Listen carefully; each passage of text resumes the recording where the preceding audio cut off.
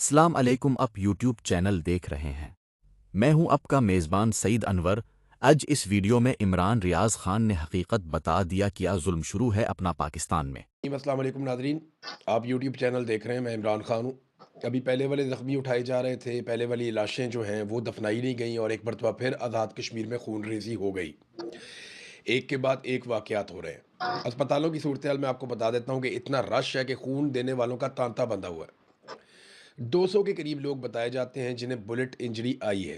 جو لوگ شہید ہوئے ان کی تعداد 20 کے لگ بھگ بتائی جاتی ہے، جنہیں کل شہید کیا گیا تھا سیکیورٹی فورسز کی جانب سے فائرنگ کر کے۔ یہ ڈائریکٹ فائر کیے گئے تھے اور سیکیورٹی فورسز کا کوئی ایک شخص بھی شہید نہیں ہوا۔ تو جو شہید ہوئے وہ سارے کے سارے مظاہرین تھے، ان پہ ڈائریکٹ فائرنگ کی گئی ہے اور اس کے نتیجے میں 20 لوگ شہید ہو گئے اور بہت بڑی تعداد میں لوگ گولیوں کے زخموں سے چور ہو کر اسپتالوں میں پہنچے ہیں۔ اسپتالوں میں خون دینے والوں کا تانتا بندھا ہوا ہے اور اتنا رش ہے کہ ٹیبلوں کے اوپر بھی مریضوں کو ڈالا گیا ہے، یعنی وہاں پہ اسپتالوں میں بیڈ ختم ہو گئے اور ایک ایمرجنسی جیسی صورتحال ہے آزاد کشمیر میں، اور یہ خون بہنے کا سلسلہ ابھی بھی رک نہیں رہا۔ آزاد کشمیر میں لوگ اپنے پیاروں کا پوسٹ مارٹم کروانا چاہتے ہیں، تو اسپتال انتظامیہ کی وجہ سے بتایا جا رہا ہے ان کی طرف سے کہ جناب یہاں پہ رش اتنا ہے اور لوڈ اتنا زیادہ ہے کہ ہم یہ رپورٹیں آپ کو یا رزلٹ آپ کو تیار کر کے دے نہیں پائیں گے۔ ہم ایک طرف جاتے ہیں، دوسری طرف سے آواز آتی ہے، تو لوڈ بہت زیادہ ہے اسپتال کی انتظامیہ کے اوپر۔ جبکہ آئی جی نے اسٹیٹمنٹ دیا بی بی سی کو اور اس نے کہا کہ صرف 5 لوگ مارے گئے اب تک، سارا جتنا بھی ابھی تک سینیریو بنا 67 لاشیں ابھی تک باقاعدہ ڈیٹا کے ساتھ جاری کر چکی ہے جوائنٹ عوامی ایکشن کمیٹی، اس کا ڈیٹا دے چکی ہے کہ یہ 67 لوگ 67 لوگ اب تک شہید ہو گئے۔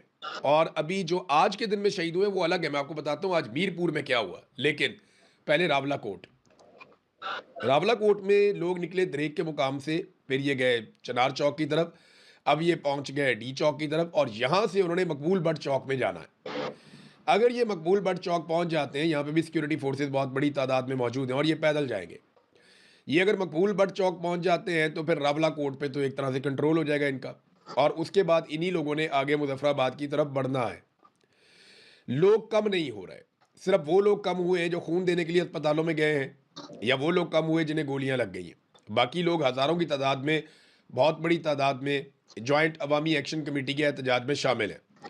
خواتین بھی نکل کر احتجاج کے اندر شامل ہونے کے لیے آئی ہیں، اور وہاں پہ جو مقررین ہیں انہوں نے کہا جی ہم نہ تو ہتھیار اٹھائیں گے، نہ واپس جوابی کارروائی کریں گے، ہم سیدھا سیدھا اپنا احتجاج کریں گے اور اپنے سینے پیش کریں گے۔ یہ گولیاں مارتے ہیں تو مارتے رہیں، اور لگاتار ہم دیکھ رہے ہیں کہ گولیاں چل رہی ہیں اور ریئل بلٹس ہیں، یعنی وہ گولیاں جو بارڈر کے اوپر انڈیا پاکستانی فوجیوں کو مارتا ہے اور پاکستانی فوجی انڈین فوجیوں کو مارتے ہیں، وہ والی ریئل بلٹس پاکستانی شہریوں پہ یا کشمیری شہریوں پہ چلائی جا رہی ہیں۔ بہت ہی عجیب صورتحال ہے۔ اب آ جائیں ذرا میر پور میں کیا ہوا۔ کل جو کچھ بھی راولہ کوٹ میں ہوا اس میں کچھ نوجوان شہید ہو گئے جن کا تعلق تھا میر پور سے۔ تو میر پور میں ایک لوگوں کی ریلی نکلی اور انہوں نے کہا جی ہم اظہار یکجہتی کریں گے ان نوجوانوں سے جنہیں شہید کیا گیا راولہ کوٹ میں۔ اب یہ ریلی نکل کے بازار میں سے، سڑک سے، مین شاہراہ سے گزر رہی تھی، تو ان کے اوپر سیدھے فائر کر دیے گئے سیکیورٹی فورسز کی جانب سے۔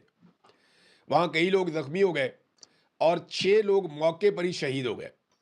وہ لاشیں سڑکوں پہ پڑی ہوئی تھی، ایک نوجوان نے چھت سے ویڈیو بنائی ہے، لاشیں کتنی دیر تک سڑکوں پہ پڑی رہیں، وہاں پہ انہیں اٹھانے والا کوئی نہیں تھا، لگاتار فائرنگ ہو رہی تھی، لوگ زخمی تھے اور وہ تڑپ تڑپ کے سڑک پہ اپنی جان دے رہے تھے۔